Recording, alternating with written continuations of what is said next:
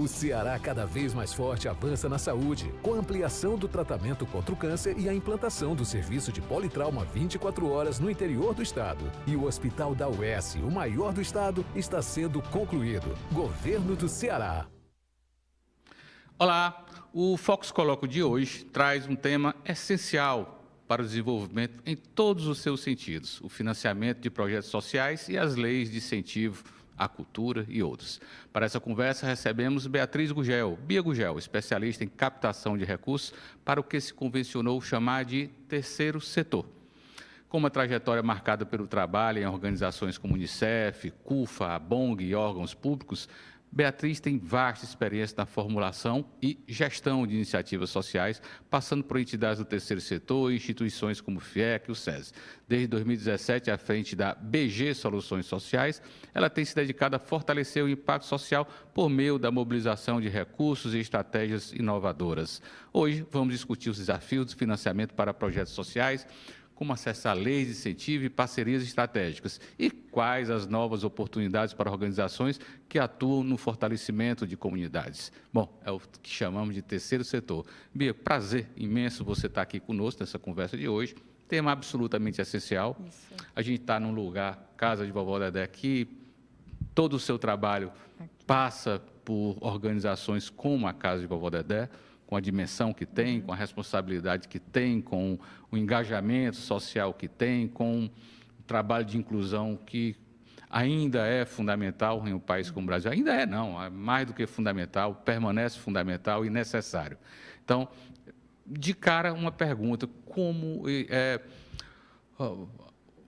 o financiamento social, ele vem num processo de amadurecimento muito forte no Brasil. Hoje as pessoas já veem isso, já veem esse sistema, né, essa estruturação como um processo absolutamente profissionalizado e necessário. Então, eu queria que você mostrasse, apresentasse assim, um quadro, como é que está hoje, na visão de uma profissional que atua num ponto essencial, que é a estruturação dos financiamentos.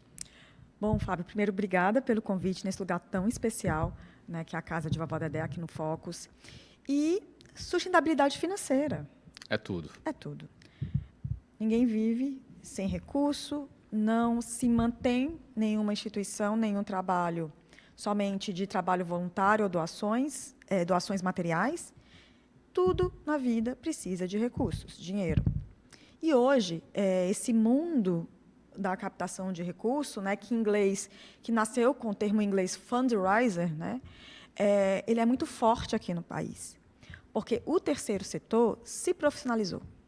Está num processo aí já há bastante tempo de profissionalização do setor. Então, hoje a gente encontra diversas áreas específicas de atuação, né, nesse mundo, nesse ecossistema do terceiro setor, e captação de recursos é uma delas. Quando a gente vai para a captação de recursos, a gente começa a olhar as estratégias e as inovações no que tange a esses financiamentos. Lei de incentivos é uma delas. É hoje um órgão motor, um dos principais pilares para muitas instituições, mas não só, Fábio, que isso que é interessante. Cada vez mais a gente tem uma diversidade, um leque de possibilidades de captação de recursos. É um mundo tão diverso e tão estratégico que toda vida que eu conto, e hoje aqui a gente vai contar muito disso, as pessoas, poxa, eu não imaginava que existia tanto, né? Desde Fábio, acho que você conhece as famosas vaquinhas, né? Cada vez mais as redes sociais puxam. Há questões muito mais estratégicas, como emenda parlamentar, financiamento internacional, financiamento de governos. Então, assim, leis de incentivo, elas são pulsantes, porque elas trazem também a empresa para perto da instituição, mas também não é só isso. A gente tem muita forma de captar recurso aqui no país. Vamos lá, entre as quais acaba se falando muito de incentivo e leis de incentivo, mas já temos emendas parlamentares nesse sentido, a captação de uma maneira criando um relacionamento aí com a área política, né, efetivamente, né, que, a meu ver, é uma novidade, isso não era muito comum, né? É algo, não sei se é o quanto é novo Não, já tem ou não. bastante tempo. O que Já. aconteceu com a emenda parlamentar, só Porque fazendo um recorte. aumentaram muito, o valor das aqui. emendas aumentou muito, não é? Por que é que está na pauta? Porque em 5 anos ficou uma coisa estratosférica. Foi. Não tem outro adjetivo. Sempre, eu não sei Eu não a estou falando de data. emendas ao orçamento, estou falando de emendas parlamentares para terceiro setor. setor. A emenda parlamentar, eu não quero ser imprecisa, mas, salvo engano, data dos anos 90, o surgimento. Tá? O que é que aconteceu? Primeiro, emenda parlamentar, 50% é para a área da saúde e 50% são para outras áreas, né, que está tudo hoje lá no regramento. Eu não sou especialista de emenda parlamentar, mas vale aqui pontuar. Mas o que é que aconteceu de 5 anos para cá? Virou uma coisa estratosférica. Sempre houve. Assim, gente, Santas Casas, Rede Sara, A Paz, desde os anos 90. Muito na área da saúde aí, né? Ou assistência social, não é? A área da saúde, principalmente, porque por lei 50% tem que ir para essa área. Então, o que é que aconteceu? As pessoas achavam difícil, principalmente quem não é saúde, né? Quem nasce na área da saúde já nasce pensando em emenda parlamentar, né? Como um viés, como um motor de captação de recursos. Mas quem não é da área da saúde nunca olhava com atenção, porque era pouco, era difícil, tinha que acessar deputados e senadores. E aí, quando esse valor vai para o nível nunca antes visto, aí todo mundo passa a olhar, espera aí que tem muito recurso na emenda parlamentar. Foi isso que aconteceu. Lei de incentivo é outra história. E aí, nesse mundo da diversidade, eu quero só fazer esse recorte no início, para quem está nos assistindo. Gente, a gente começa... Assim, a gente tem captação com pessoa física, captação direta com empresas, captação com governo, tem captações que têm interseção, tem editais internacionais, tem várias zilhões de formas de captar recursos. A gente vai falar de um recorte, que é a lei de incentivo. Dentro dessa relação, empresas, eu tenho um governo que me cria leis e me permite destinar uma parcela do imposto, seja imposto de renda ou ICMS, a projetos aprovados nessas devidas leis. Então, a gente aqui nessa fala vai fazer um recorte. Mas o mundo, assim, tem muito papo, viu, Fábio? O mundo é muito amplo, tá? E, ainda nesse contexto de diversidade, o futuro é doação pessoa física. É uma coisa que eu falo muito nas minhas palestras, falo muito com os meus clientes. Estava comentando esses dias, teve uma captação que... Mas pessoa física, você pessoa fala física, via imposto de renda? Não, doação direta. Teve uma situação, nesse domingo eu fiquei acompanhando no celular, de um caso lá de Curitiba, que foi R$70 mil em 5 horas de captação pessoa física. Como funcionou? Foi uma grande situação de vaquinha, né? Porque a questão, Fábio, somos comunicadores, né? A questão é a comunicação. Vamos lá. A gente já chega nesse papo. Deixa eu lhe provocar. Vou lhe provocar quanto a isso, né? Se você pegar um Criança Esperança da Vida, já é doação pessoa física. Isso, é doação pessoa física. Uma mobilização de comunicação muito forte, como você falou há pouco. Né? E como é que você... E tinha aqueles famosos telefonemas que eu, particularmente, tinha dificuldade, que era uma pessoa me ligando, querendo me convencer a fazer uma doação para determinada entidade, e eu não sabia que história, veio de onde, será que não é um golpe ou coisa que valha? Né? Portanto, eu sempre tive dificuldade de fazer esse tipo de doação e preferia fazer para quem eu conhecia, para a instituição que eu conhecia, enfim, alguma relação que eu tinha e para me proteger, porque golpista, por que não haveria nesse sentido também? E aumentou muito, né? E como é que você pensa que poderia ser essa sensibilização do cidadão, pessoa física, para fazer a sua doação? Muita gente quer doar e tem dificuldade.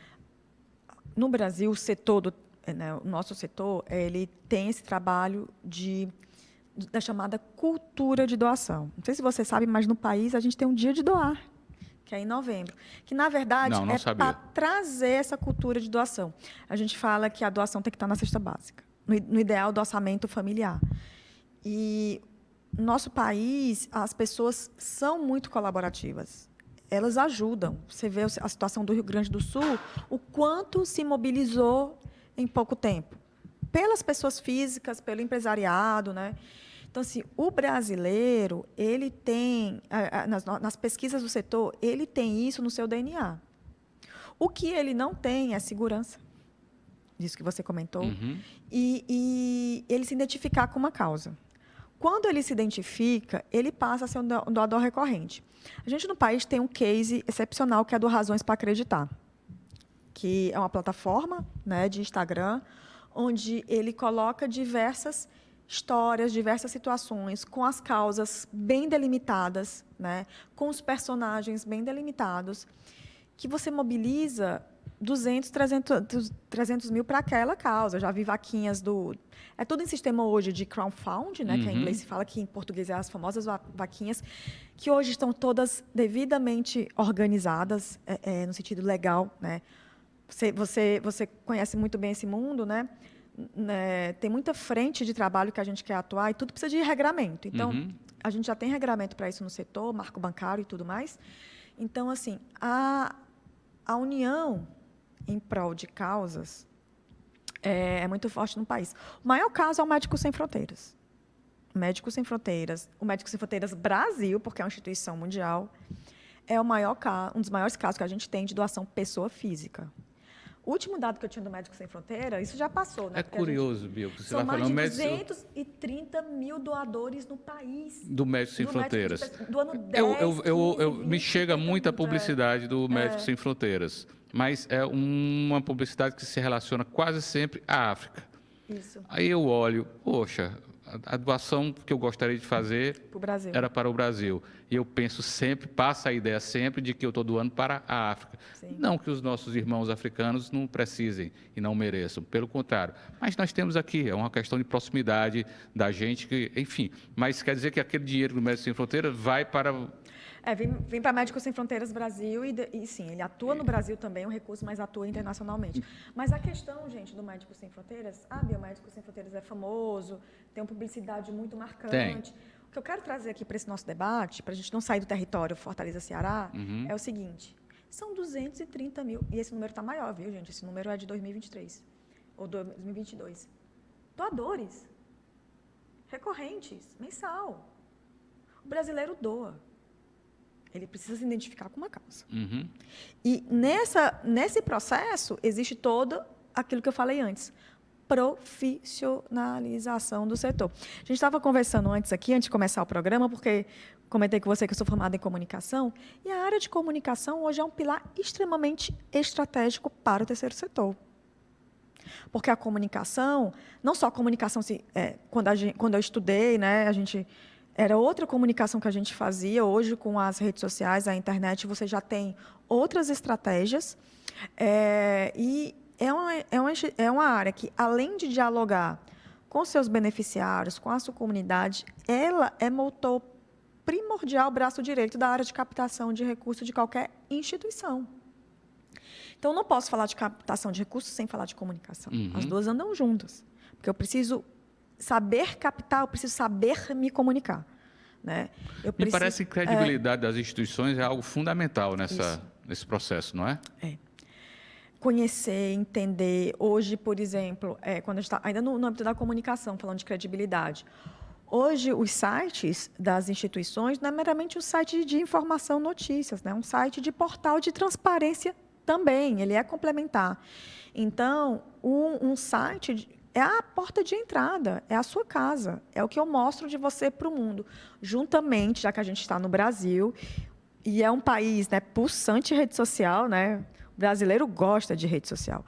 Então, mais do que outros países, assim. Então, a rede social da instituição, juntamente com o site, é o cartão de visita para a captação.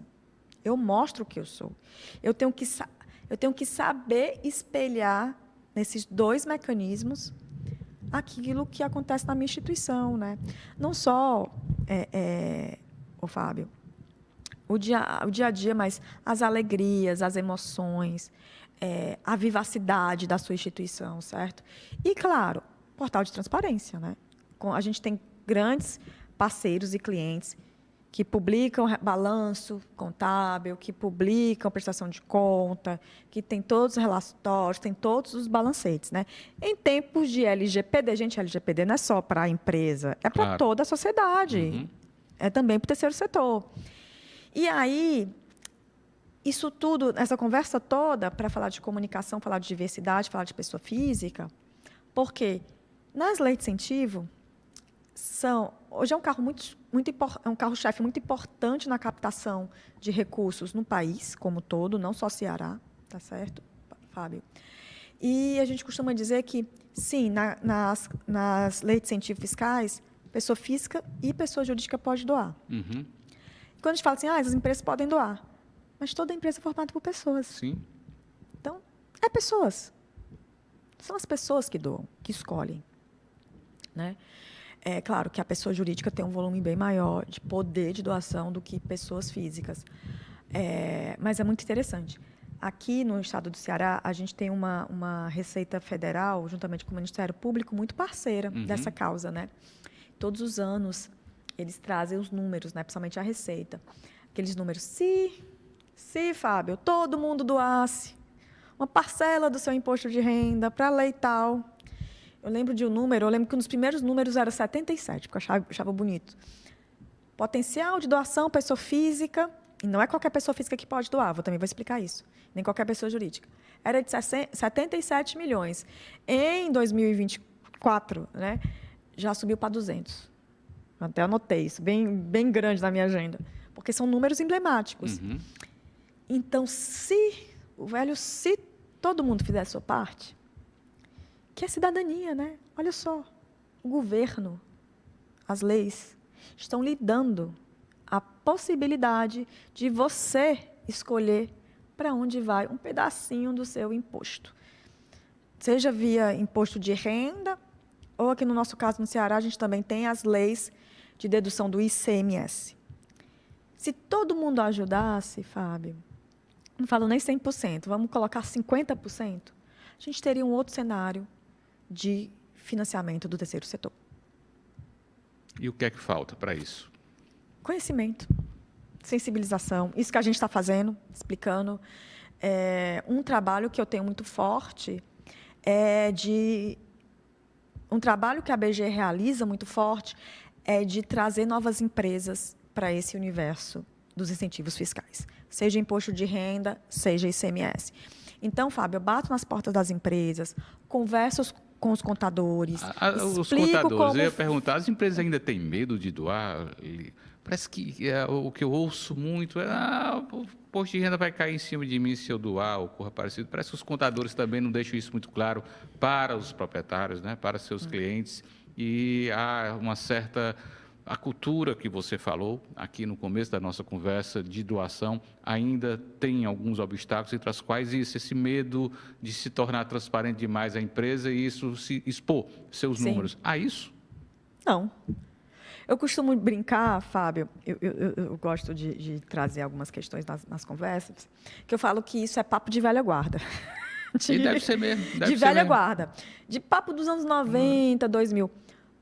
Os contadores e contadoras de 40, 30 anos, isso é superado. Já vai no automático. Porque, primeiro, assim, a gente precisa trabalhar na graduação desses contadores, né? E já há um trabalho nos cursos de sensibilização. E há, antes de tudo, um trabalho de entender que o contador ele vai ser um braço estratégico para a empresa, para a área social ou de responsabilidade social daquela empresa. Se é a empresa de grande porte que tem essa área, tudo bem.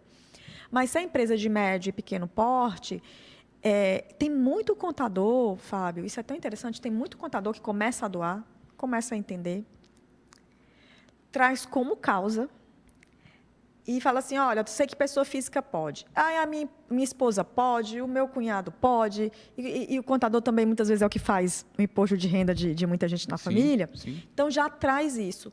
Então, quando você é um contador, contadora, que entende o sistema, e principalmente hoje, cada vez mais está tudo informatizado, os softwares que essas empresas têm na sua contabilidade, na sua área tributária, toda a fiscalização do governo, isso aí é papo de old school. Porque, assim, nesses sistemas novos de empresas, quem está me ouvindo sabe, no próprio software tem lá lei de incentivo, muitos já estão vindo. O sistema já calcula para aquela empresa, né? E todo ano eu falo com as empresas, e aí, e a dedução? Tudo certo, Bia, está tudo sendo deduzido. Tá tudo... Perdeu medo? Vixe, se eu soubesse, tinha feito desde sempre. É uma questão de cultura mesmo. É de cultura, né? E, assim, não há esse interesse de perseguição, nunca. Isso foi mais um papo forte nos anos 90. E é tanto, Fábio, que... Por que as leis de incentivo estão tão na pauta? Porque, eu não sei se você sabe, na lei nacional, que é a de imposto de renda, existem 6 leis de incentivo. E está chegando a 7ª. Vamos lá, quais são as 6? Lei da Cultura, Sim, mais tradicional, que é a mais tradicional, conhecida. mais conhecida, mais falada, pelo próprio segmento cultural, né? Tem mais poder de fala. Lei de incentivo ao esporte. Vamos começar. Lei da Cultura, dedução de 4%. Do IR devido, tá, gente? Não é do a pagar. Isso também é uma primeira confusão. Bia, eu não pago quase nada de imposto de renda, não tenho valor. Rapaz, o cálculo lá em cima é seu IR devido. Então, 4% na cultura, uma lei de 91. Pessoas jurídicas e físicas. Pessoas jurídicas do lucro real e pessoas físicas que fazem o seu imposto de renda no modo completo. Então, por exemplo, eu falo que os simples, né, a turma do simples, as empresas do simples não podem, né, nem do presumido. No recorte, pessoa jurídica. No recorte, pessoa física, também. Quem faz o seu imposto de renda no modo simplificado não pode deduzir, só quem faz no modo completo. Então, esse recorte. Lucro real na pessoa jurídica e modo completo na pessoa física. Vamos falar só da pessoa jurídica?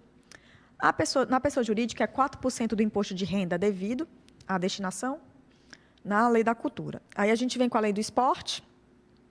Assim, todo mundo se espelha na cultura. Todo mundo quer criar, cada setor quer criar a sua lei de incentivo, né?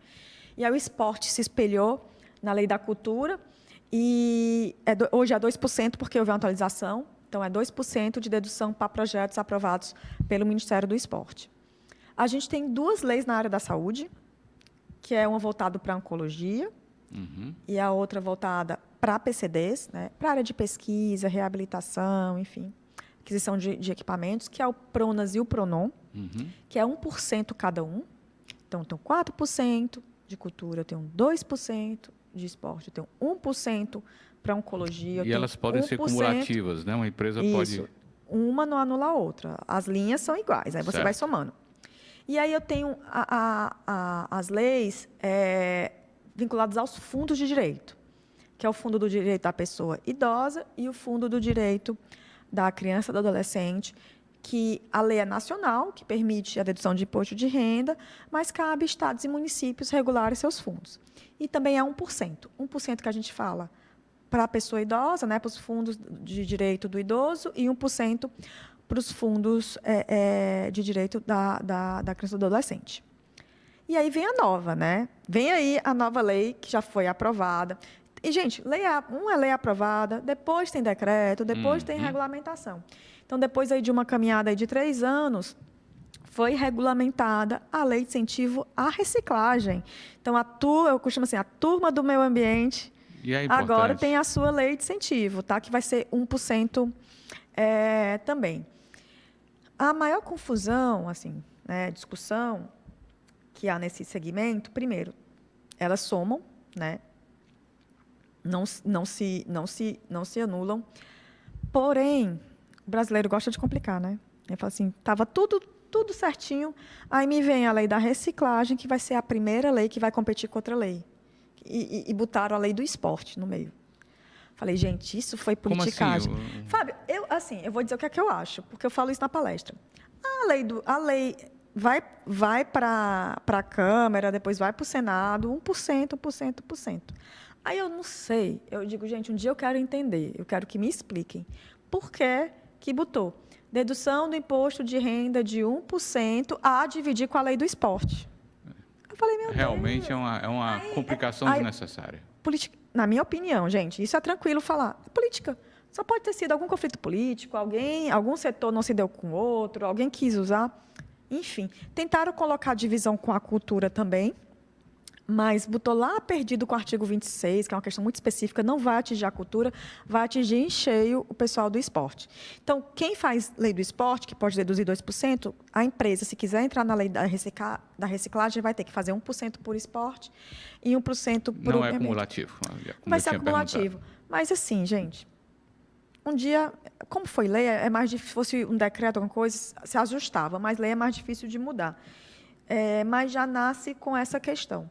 Mas o importante aqui é a gente tem lei de incentivos, vem a lei da reciclagem aí ligada ao meio ambiente, e as empresas podem fazer no seu somatório 10%, e aí a deduzir para projeto. Uma lei, porque a lei da reciclagem ela foi regulamentada, então as instituições ainda vão mandar projeto, ainda vai passar uma coisa que vai ser muito iniciada nesse ano, né? Uhum.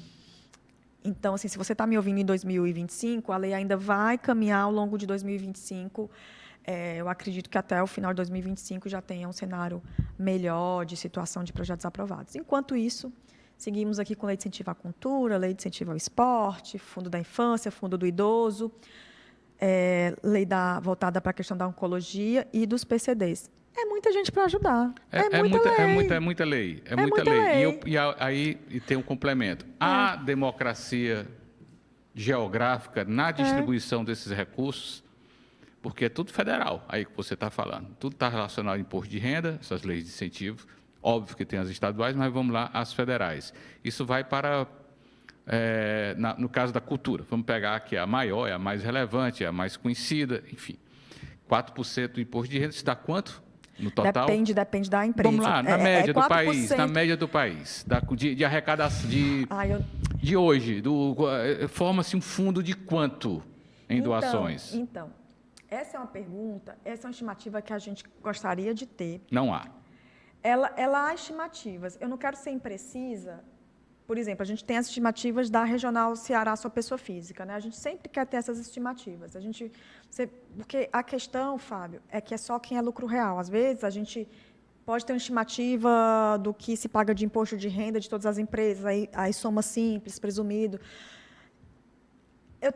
Por exemplo, vou lhe dar um número. Em 2024, a Rouanet captou 3 bilhões. Foi recorde. 3 bilhões de reais. Pois vamos lá.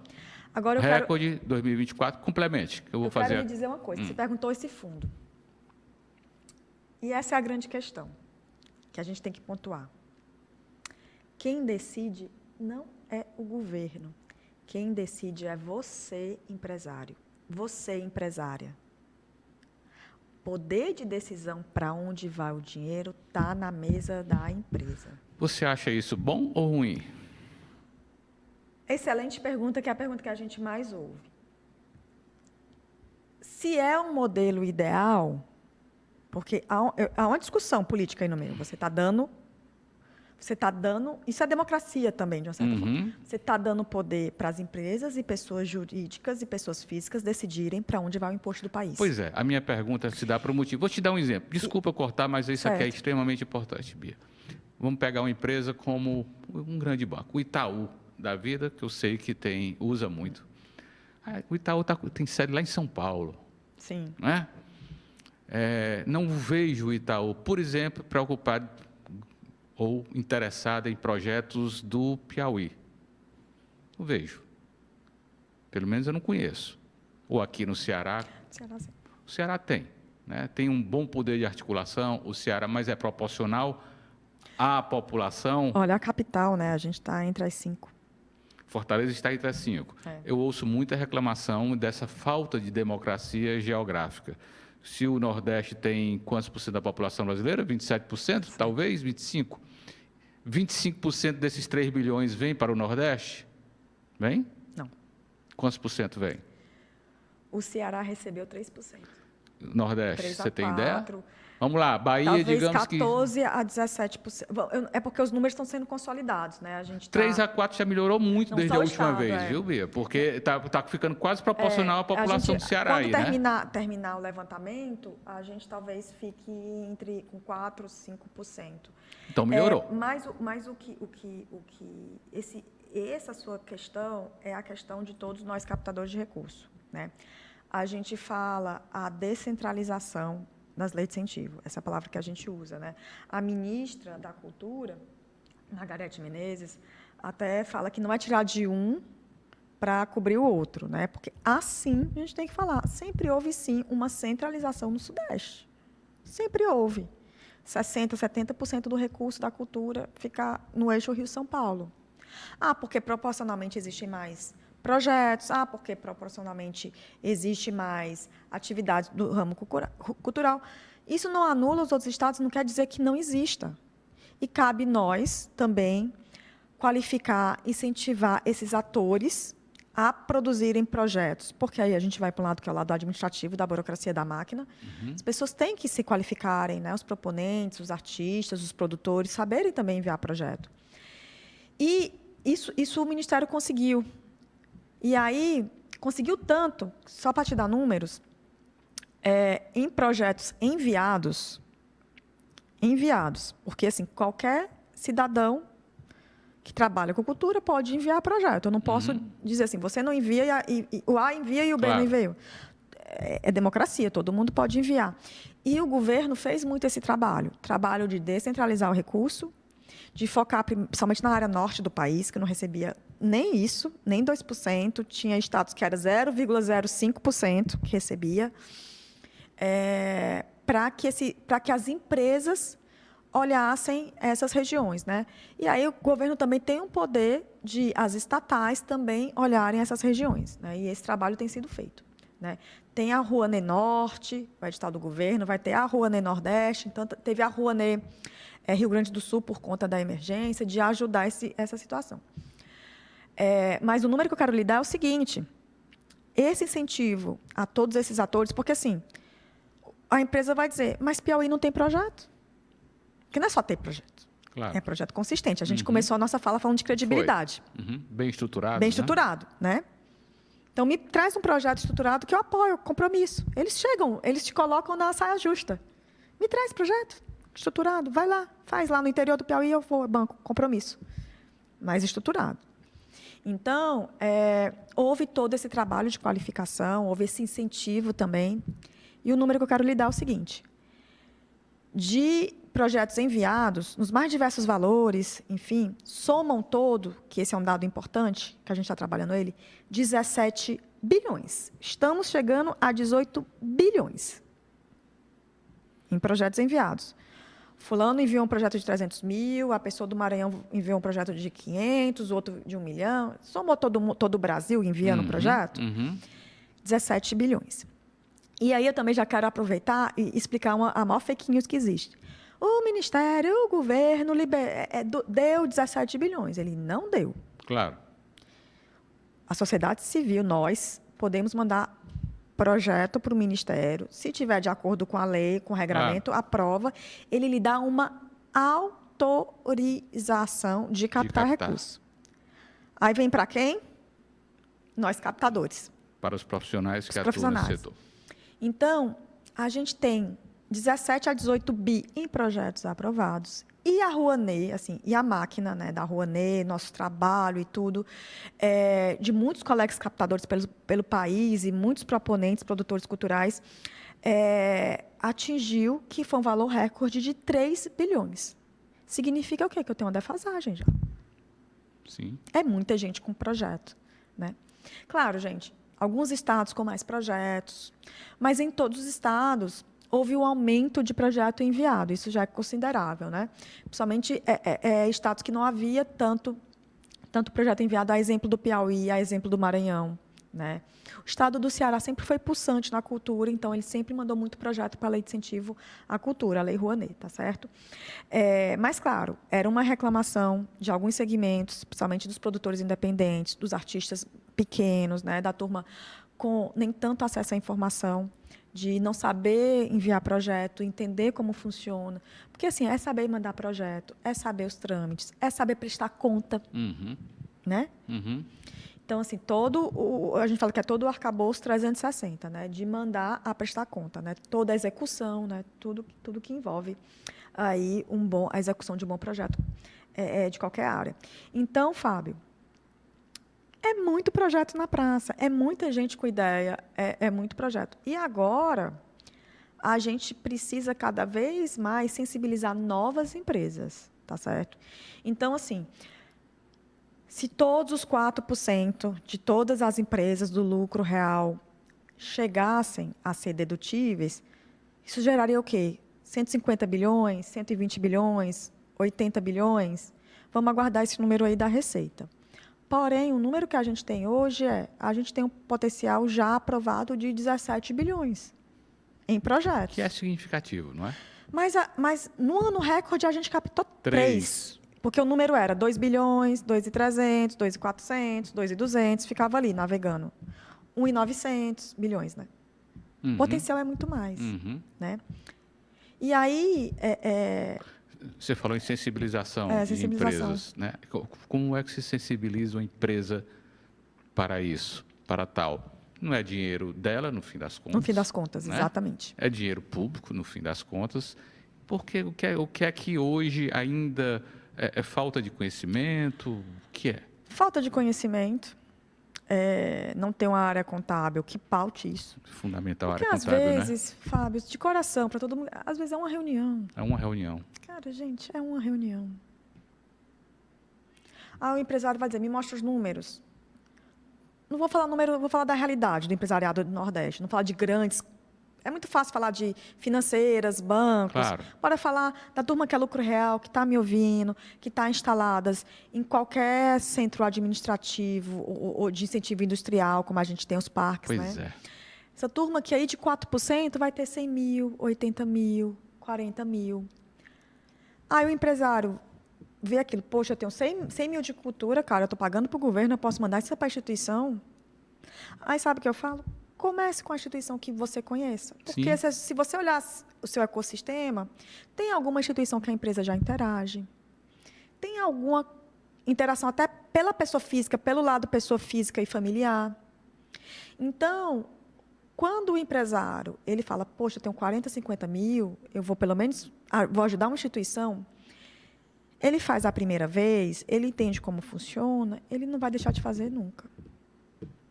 Essa tem sido a sua experiência? Tem sido a minha experiência. Independente também, Fábio, de qualquer pressão do governo. Porque, às vezes, o governo fala, poxa, você tem imposto de renda, cara, você não está doando. Aqui no estado do Ceará, a gente tem uma legislação mais nisso, né, que é a legislação que a ADESE faz esse trabalho muito bem feito com as empresas, né, nos seus decretos. Porque, assim, gente, você sempre pôde destinar. A gente vira e mexe usar a palavra doar para sensibilizar, mas é uma destinação de imposto, né?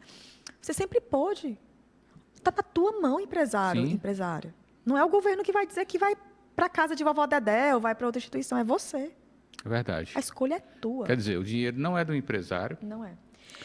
Ele pode escolher para onde vai, sua instituição de preferência, ou o projeto que ele goste, o que o sensibiliza, a proximidade, tudo, né? Está na mão dele, isso aí. Me parece algo simples quando você fala dessa maneira. É porque é simples. Todo mundo que está... Eu vou falar com vários contadores para assistir, ele vai dizer, depois que a gente aprende, é simples demais. Porque aí você faz uma antecipação do imposto, você antecipa o pagamento, porque você tem que fazer a dedução no ano calendário. Que nem pessoa física, Fábio, no nosso imposto de pessoa física, a gente está aqui no ano recorrente 2025, a gente pega uma nota fiscal de um médico, tem escola das crianças, a gente junta tudo para, no ano seguinte, subir no sistema.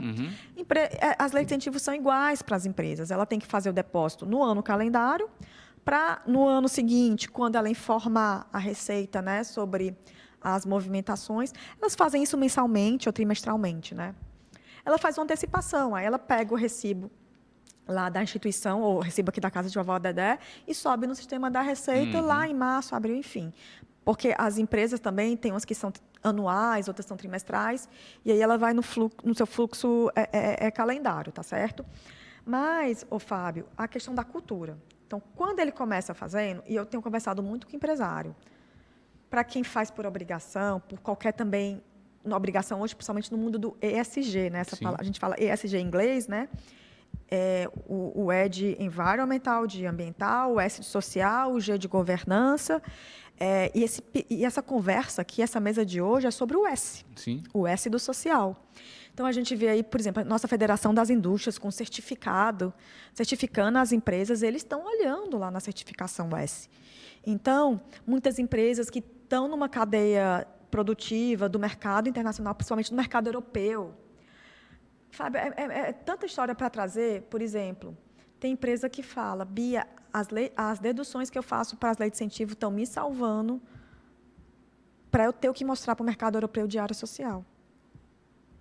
São empresas que têm relacionamento com o mercado europeu e há cobrança nesse sentido.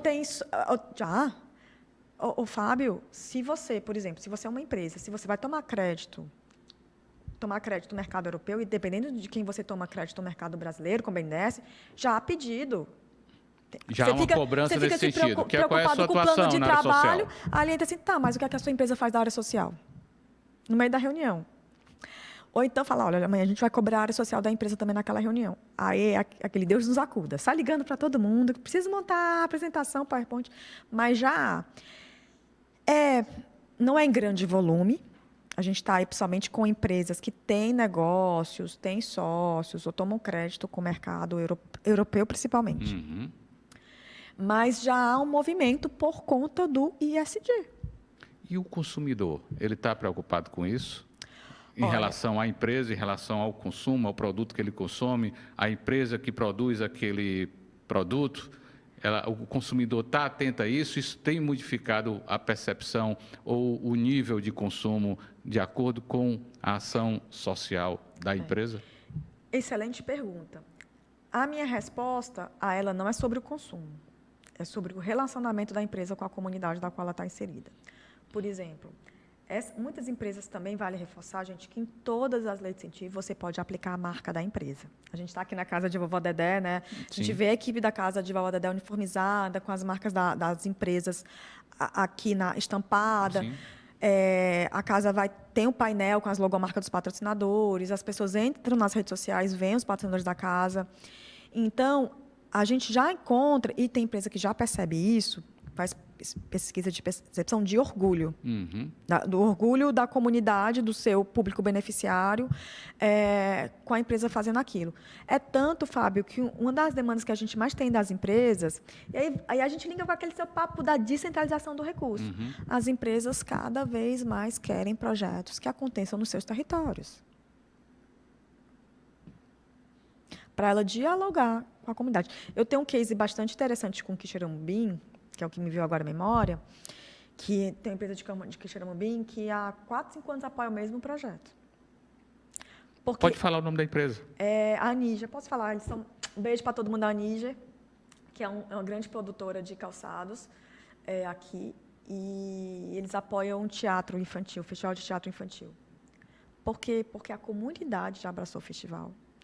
Porque os funcionários já ficam, vai ter teatro esse ano, né? Eu vou com a minha família, meu filho vai receber o teatro na escola. Então, muitas vezes não é só a compra, até porque isso necessita de uma pesquisa muito robusta. E vale... Necessita de informação. Eu preciso registrar isso aqui. A gente precisa de pesquisas. Então, mais importante é a relação com a comunidade. Isso é o que define. Mas eu também tenho que registrar aqui que a gente precisa de pesquisa. E pesquisa é caro, né? A gente precisa aí que o governo, talvez possa ser uma política de governo, faça pesquisa. Porque muitas vezes, essa é uma pergunta recorrente em relação ao consumo, e a gente não tem gente pesquisando isso. Com as comunidades de entorno, a pesquisa é mais fácil. Os próprios projetos conseguem fazer pesquisa de impacto. As empresas também, muitas vezes, apuram, fazem pesquisas com o seu público direto, que é seus colaboradores, família de colaborador. Então, a gente consegue apalpar isso, né? A gente está aqui na casa... Nossa, a cantata de final de ano da casa. Eu costumo dizer que a cantata também é um grande parâmetro. Cada vez mais eu tenho o público dos patrocinadores querendo levar todo mundo para a cantata, querendo vir para a casa de Vovó Dedé. Então, tem um impacto, que calcular o impacto é muito importante. As instituições precisam mostrar esse número para a empresa. E para a empresa... além, claro, da parte de comunicação, marketing, aplicação de marca, está alinhada com o projeto, né, com uma instituição forte, isso conta bastante, o impacto de orgulho que ela traz isso para a sua comunidade, seja a sociedade do entorno, seja a comunidade interna também, colaboradores, funcionários, parceiros. Maravilha, Beatriz. Olha, o nosso tempo é mais curto do que... Já. Mas eu acho tão rico e tão importante essa conversa. Bem que a gente poderia ter um por mês, viu, de sensibilização. Fábio, conte vamos com a estruturar gente isso, vamos. Para trazer a empresa para cá, aumentar as pessoas aqui na bancada. Porque, é um tema que eu acho assim, absolutamente fundamental, importante, sabe? E essa tua, a maneira como você fala, parabéns, é muito pedagógica, é muito engajada. uma fala apaixonada pelo que faz, e isso tem uma enorme dimensão no país como o Brasil, e necessária demanda, enfim, é tudo o que há de importante. Eu acho que a gente poderia ter uma frequência, e eu queria estabelecer isso com você. Tá Conte certo? comigo, aceito o compromisso. E eu acho que é um espaço que tenho certeza, muitos contadores vão querer participar, empresas também, e a gente mostrar. Vamos fazer um compromisso aqui, vamos fazer um programa aqui em breve com o Conselho Regional de Contabilidade aqui, CRC. Ótimo.